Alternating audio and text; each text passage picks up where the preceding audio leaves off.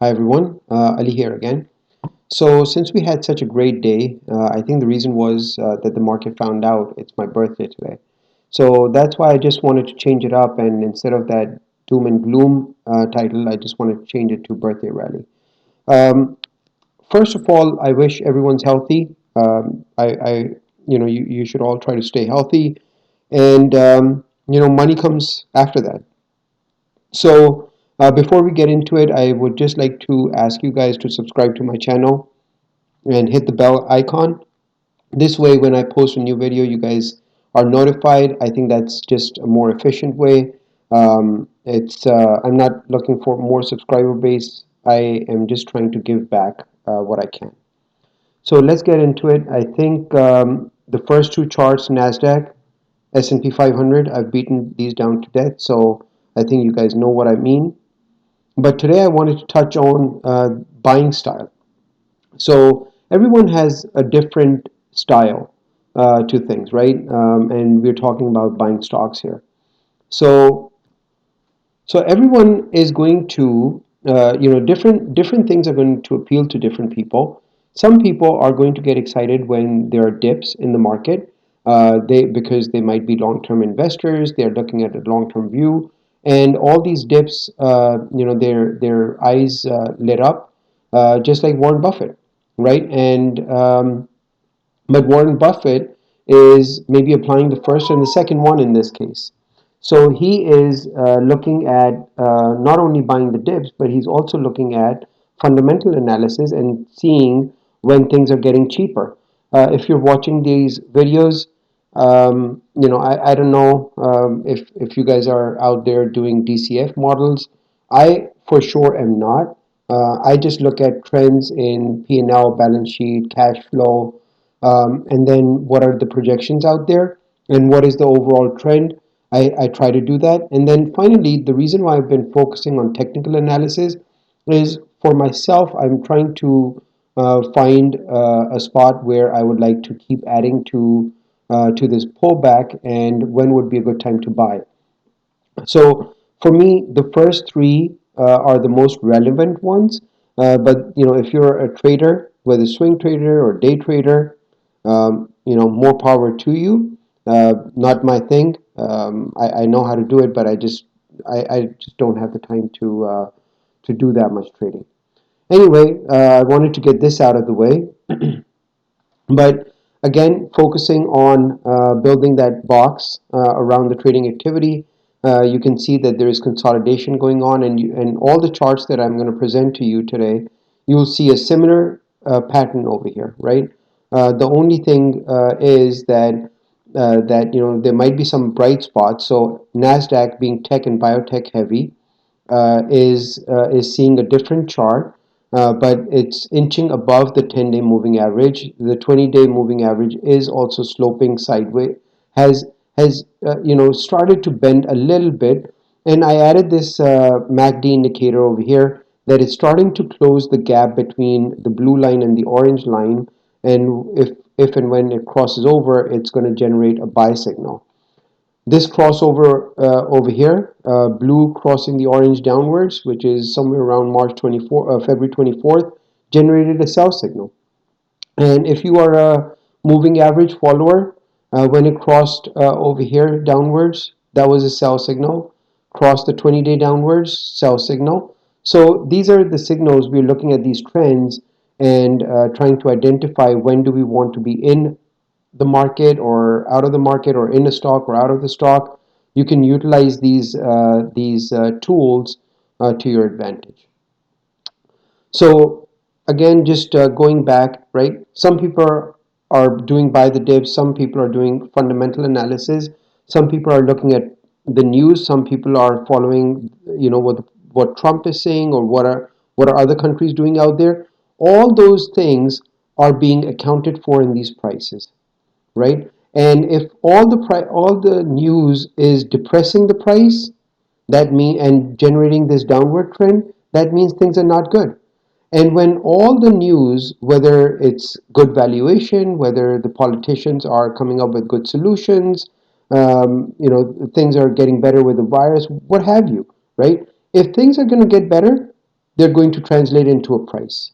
This is where a willing buyer and a willing seller is going to trade, and based on the risk that they're willing to take. So that's why I like to follow the price action.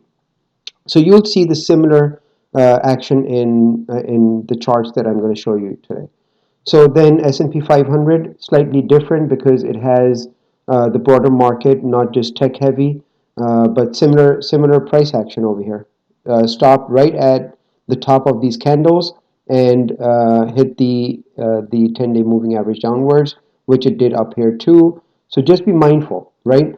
Once we have this bill, who knows? Maybe the market likes it and breaks out and starts rallying, and we might see a V-shaped recovery. Or market doesn't like it and hits over here, or rallies up and hits over here. But then we get more information, and it might roll over. We don't know. Maybe 6 months down the road, we'll know exactly where the bottom was. But for at least to me, I don't know. But today I want to just touch base on all these different sectors within S&P 500, and here are some of the brighter spots, and then I'm going to move over to the weaker spots. So technology, XLK, that's a Spider ETF. Apple, Microsoft, Visa, Intel, Mastercard adds up to 56% of this ETF. You can see the trend line I've drawn over here, resisting at the trend line at the 10-day moving average within that box, but close to the breakout in the MACD. But it could easily turn, like it was getting closer, but it turned, right? Semiconductors, also part of technology, but I just wanted to show you a brighter spot. The moving average is sort of turning over here. This sector holds Taiwan Semi, Nvidia, Texas Instrument, Qualcomm, AMD. Those are some of the top holdings. But it broke out of the box, broke above the 10-day moving average, and just wanted to point out a brighter spot, but it hasn't broken out or hasn't confirmed the buy signal yet on the MACD. Consumer discretionaries, XLY, Amazon, Home Depot, McDonald's, Nike, Starbucks adds up to 62%. Still in the box, resisting at the 10-day, didn't cross over the MACD. Communication, Facebook, Google, Netflix, Activision, Verizon adds up to 59%. Still in the box, resisting at the 10-day, didn't cross over the MACD. Now let's go over the sectors in S&P 500 which are not as bright, which is healthcare. You can see that the slope is much steeper, further away from the 10-day. We are not seeing that price action, the box over here in this sector, and the gap between these moving averages is wider. Industrials, United Pacific, Honeywell, Lockheed Martin, 3M, UPS adds up to 23%. You see the box, but it just crossed over the trend line.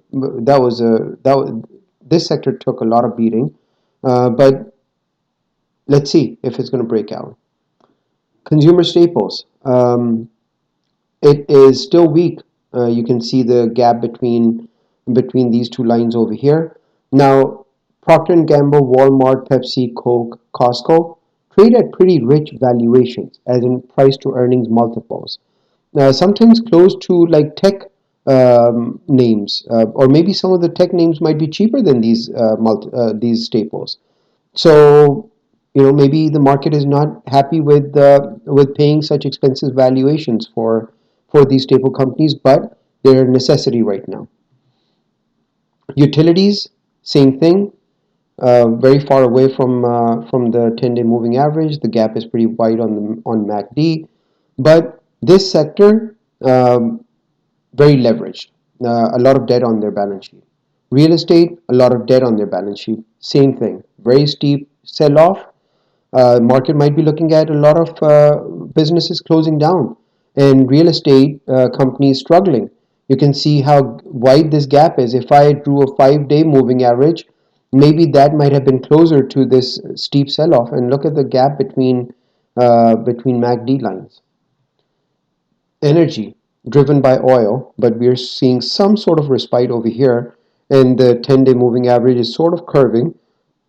But this rally over here is tomorrow. I think we'll get a better idea which way are we going. Is it going to resist over here at the 10-day, or is it going to roll over, closing in the gap on MACD? Financials, same thing.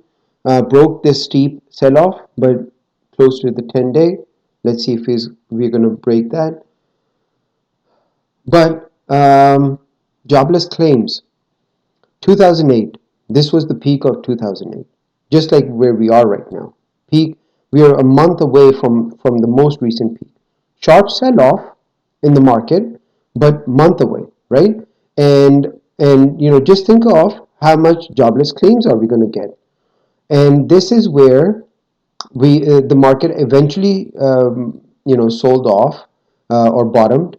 This was March of 2009, and jobless claims kept going higher.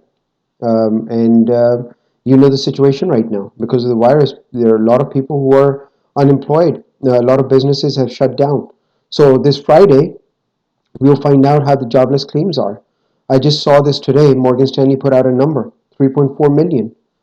So you, so the whole reason why I wanted to show you this, number one, know your buying style. What are you comfortable with? And you should come up with some sort of a mechanism to buy and sell in a disciplined manner. Number two, pick some winning sectors. Try to stay away from some losing sectors. I don't know. Some people like to do rebalancing. They like to have some skin in the game in different sectors. If one sector has sold off quite a lot, some people want to take that risk. So just know what your risk tolerance is, and I wish you guys all the best. Thanks. Bye.